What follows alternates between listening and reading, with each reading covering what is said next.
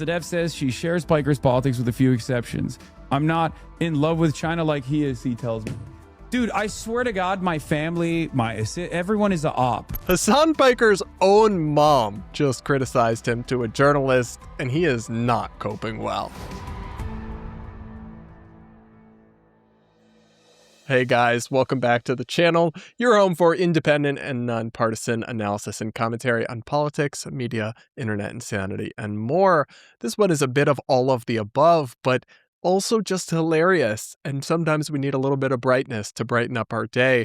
But the toxic leftist streamer Hasan Piker, who is infamous for his America Deserved 9/11 comments, but also for repeatedly saying a Republican senator should be murdered and other such unhinged remarks, he just got yet another glossy mainstream media profile simping for him because these thirsty reporters just find him attractive or whatever. They give him this very glowing coverage, but buried in that article is a nugget from his mother criticizing him that has him crashing out on stream. And I find it all hilarious. We're going to go through it all. Anyway, here's the headline from Mediaite. Quote, even Hasan Piker's mom can't stand his, quote, love for China.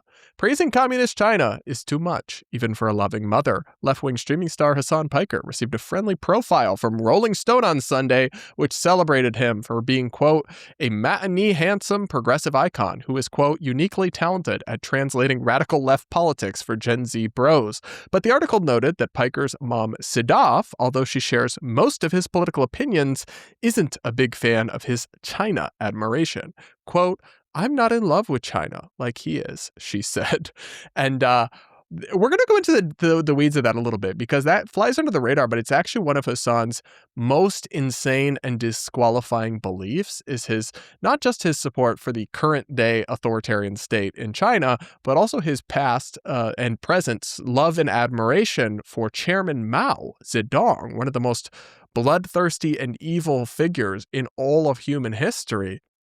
Hasan loves him, and it's so over the top that apparently even his mom has to be like, yeah, I'm not quite on board with that, which shout out to her, queen. But I want to first show you guys this Hasan profile in Rolling Stone. I'll put it here on screen here. They have this very serious photo of him, and then it's, why is everyone scared of Hasan Piker? And then the subtitle is, his incendiary clips about Israel have brought flack from both sides of the aisle, but what he wants, he says, is to make people listen.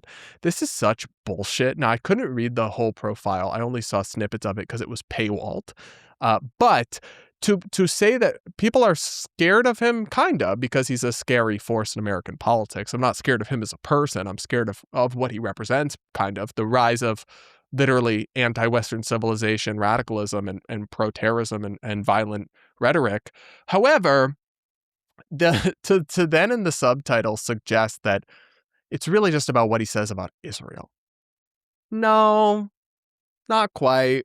He says a lot more than just hot takes about Israel. And frankly, when you think of like his greatest hits list of most insane statements, for me, the top 5 all have nothing to do with Israel. So that feels like you're trying to, I don't know, straw man the criticism of him to some extent. Now, obviously, I can't judge the full profile, but because I haven't read it because it's paywalled, but that not a great beginning. Suggests symptom incoming from that headline and presentation, not actual journalistic scrutiny or a nuanced evaluation. Anyway, though, back to Mediaite, Hasan Piker's mom's comment comes after Piker has praised China and bashed the USA on a number of occasions. During a fawning live stream while on a trip to the country last year, Piker insisted he would never dare criticize Mao Zedong, the founder of China's communist government. I'm going to actually play you guys that clip. We talked about it on the show at the time, but it really is so remarkable that it bears it's worth going over again. Let's watch. I got stopped by a cop who thought I was like making fun of Mao Zedong, which I never would and never will. Mao Zedong is a one of the great leaders of this world. Okay, a man who changed the entire universe, the entire planet.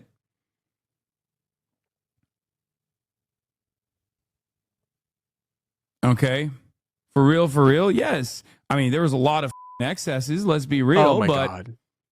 The People's Republic of China would not exist without Mao Zedong. A lot of excesses. is a crazy way to describe tens of millions of people dying from famine and directly executing and torturing millions of people. Wow, absolutely wild. But we'll get to that in a moment. First, though, I just want to point out the context in case you forgot that Hasan was in China doing fawning simp coverage of the authoritarian state, and cops stopped him and demanded to see his phone because they thought that he had a meme on there making fun of Chairman Mao, but it was actually a meme praising Chairman Mao. And so he explained this on his stream at the time and never said anything about how authoritarian and chilling and dystopian it was that the authorities in China seemed to want to crack down on him if he had a meme questioning one of their dear leaders. That wasn't bothersome to him at all. He just had to clarify, I would never say anything bad about Chairman Mao. I love Chairman Mao. Now, for those of you who are not familiar with the dark history of Chairman Mao, we'll go through some of it just to refresh your memory, and maybe then you'll understand Hasan Piker's mom's why she felt the need to distance herself from this. And Hasan is, of course, crashing out. We got another clip of that as well. Anyway, though, here is from a professor at the University of Hong Kong, Frank Decatur, in the New York Times. He studied the history of Chairman Mao's time in charge of China, and here's what he wrote. In all, the records I studied suggest that the Great Leap Forward was responsible for at least 45 million deaths. Pause here for a second to just note that that's more than Hitler. Like, many estimates place Chairman Mao as personally responsible for more deaths than Hitler. And yet Hasan loves him and describes there were some excesses. If that's not like disqualifying as a political commentator, that kind of insane belief and take, nothing is, I guess. Wow. Anyway, more from the Times here. Between 2 and 3 million of these victims were tortured to death or summarily executed, often for the slightest infraction. People accused of not working hard enough were hung and beaten. Sometimes they were bound and thrown into ponds. Punishments for the least violations included mutilation and forcing people to eat excrement. One report dated November 30th, 1960, and circulated to the top leadership, most likely including Mao, tells how a man named Wang Ziwu had one of his ears chopped off, his legs tied up with iron wire, and a 10-kilogram stone dropped on his back before he was branded with a sizzling tool. His crime? Digging up a potato. So there you have it, some of the lovely atrocities in Mao-era China that are just, there were some excesses. Guys, seriously, I can't believe he said that. That's diabolical. Anyway, more from the Times article here about the legacy of Mao and how famine doesn't quite do it justice. Quote, the term famine tends to support the widespread view that the deaths were largely the result of half-baked and poorly executed economic programs. But the archives show that coercion, terror, and violence were the foundation of the Great Leap Forward.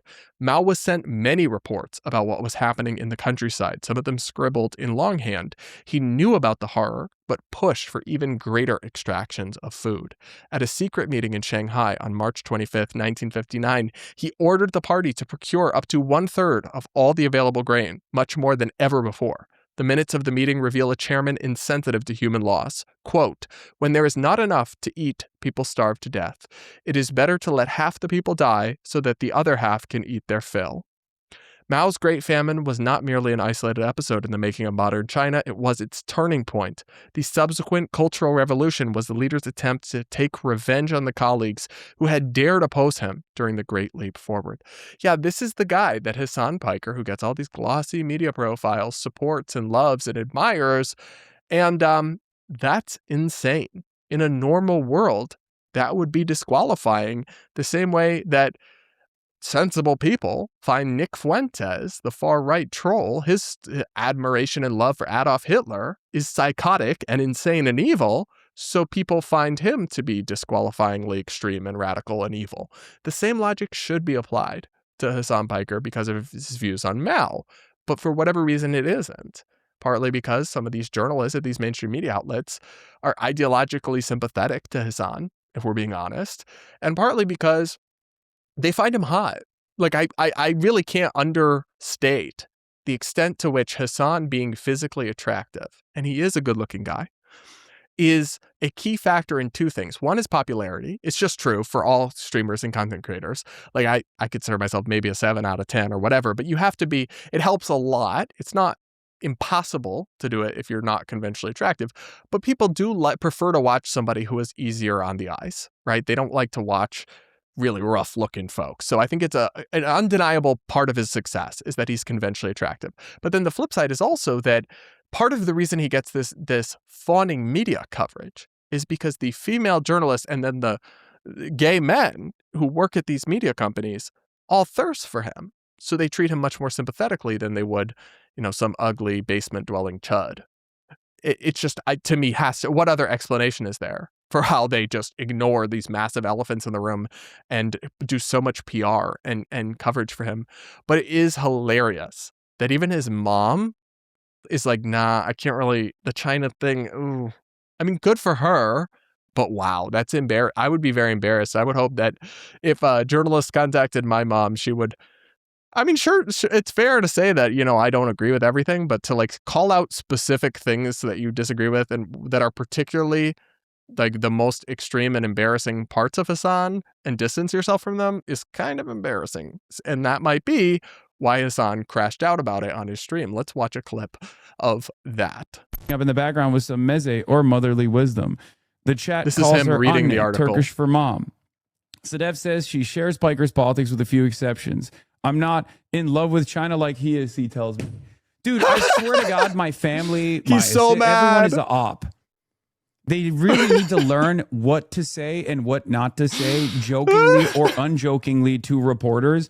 And I've literally had to sit them down and have long conversations with them. But my mom, anytime there's a reporter, anytime there is a reporter, she yaps for 700 hours with the reporter. While I'm here live streaming, I have no control over what she's saying, but she loves, they're not PR trained at all. They don't know how to talk to journalists. They don't know what to say to journalists. And they will literally just be like, here, let me show you photos of him in diapers. It's crazy. Well, I find this to be absolutely hilarious. You can really tell, and he's trying to compose himself because he's on camera, he's on his live stream, but he is so mad about this. He is clearly so egomaniacal, and he's like, how dare my mother say something? And of course, there's like zero reflection or accountability. Like, damn, my takes on China are so crazy, so extreme. My own mom is, even though she shares my politics broadly, is like, yikes. Maybe I should reflect a little or think about what I'm saying that's so crazy or out there that my own mom is like, nah. No, he's like, oh, of course, she's not media trained. That's the problem here, Hasan, clearly. It's not that you praise and simp for bloodthirsty dictators who killed tens of millions of people. The problem is that your mom isn't media trained enough to not know to say that she doesn't share that view to a reporter. Do you hear yourself, bro? That's crazy. That's wild. But I will say I find his crash out and his tears kind of delicious. He really couldn't happen to a nicer guy. He's always just operating in such good faith. He's always just wishing well for the people that disagree with him. He's never... So anyway, I found this hilarious. A little bit of hope core that even Hasan Piker's own family can see how nuts he is. Now it's just time for most of the part of the country that's supporting him or people like him to see that. But anyway, I wish more journalists would highlight not just, yes, we all know that he said America deserved 9/11 at this point. Okay, so maybe instead of harping on that over and over again, though, of course, that is a crazy thing to say. Don't get me wrong, but it's like, we all know he said that. So maybe tap into some of the other, there's literally so much. There are depths of clips and lore of his radicalism and insanity that people are not even aware of, that we need to start going through and bringing up and scrutinizing. And the Mao thing is a very good example, arguably worse than the nasty thing he said about 9/11. Like, because it demonstrates not just like an edginess or a callousness, but also a genuinely like civilizational threatening ideology and belief system. other than that, he's doing amazing.